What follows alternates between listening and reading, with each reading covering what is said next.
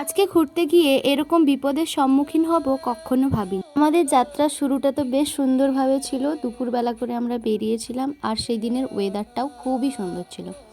খাতড়াতে এসে এখান থেকে ও আমাকে একটা রোজ দেবে বলে দাঁড়ালো। তো যাই হোক, এখান থেকে একটা সুন্দর রোজ নিয়ে তারপর চললাম মুকুটমণিপুরের দিকে। সুন্দর একটা দৃশ্য দেখতে দেখতে আমরা মুকুটমণিপুরে পৌঁছে গেলাম। আর যেহেতু এখন সূর্যটা ডুবছে, তাই জলের উপরে ওই আভাটা পড়ছে, দারুণ দেখতে লাগছে। আমরা যে জায়গাটা যাচ্ছি সেটার নাম হলো দোলাডাঙ্গা, আর যেটা মানবাজারে রয়েছে। তবে মুকুটমণিপুর থেকে তোমরা সবাই যেতে পারবে ওখান থেকে নৌকো করে, মানে নৌকো পার হলেই আর একটু বাইকে গেলেই খুব সুন্দর একটা জায়গাটা দোলাডাঙ্গা। কিন্তু হঠাৎ করে কি হলো জানি না, জায়গাটাতে পৌঁছানোর পরই আমরা হয়তো হার্ডলি 5 মিনিট কি 6 মিনিট ওখানে বসেছি, কিছু ছবি তুলেছি।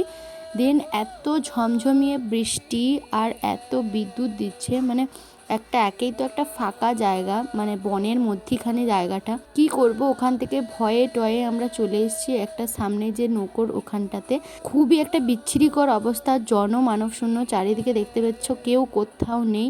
তারপর বৃষ্টি থামার পর আবার নৌকো করে আমরা এই পারে আসলাম। এখন যাচ্ছি মুকুটমণিপুরের রাস্তা ধরে আমরা বাড়ি।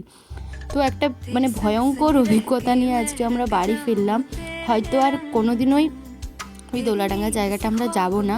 যাই হোক, সবার মুখ চোখের অবস্থা দেখে তোমরা বুঝতেই পারছো কি বিভৎস সিচুয়েশন দিয়ে আমরা এসেছি। পুরোটা তার ফোনে ক্যাপচার করা যায় না।